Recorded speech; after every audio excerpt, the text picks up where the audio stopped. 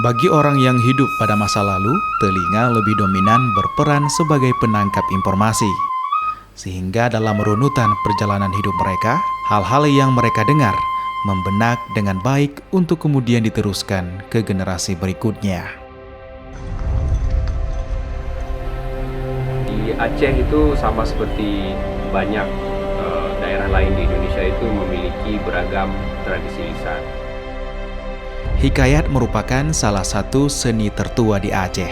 Ada beragam macam termasuk yang satu ini, Dang Deria.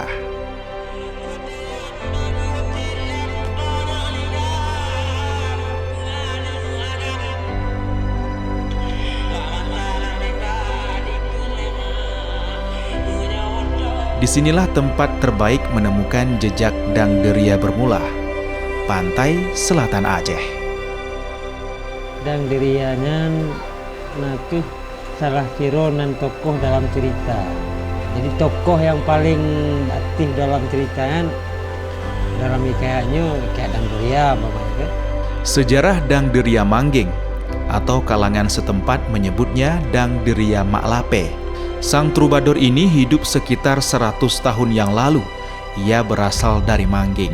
Gada adi lage ipurahu kudih lalu lam laut raya bu ingat dayung purahu meru tulanju di lam bakat raya.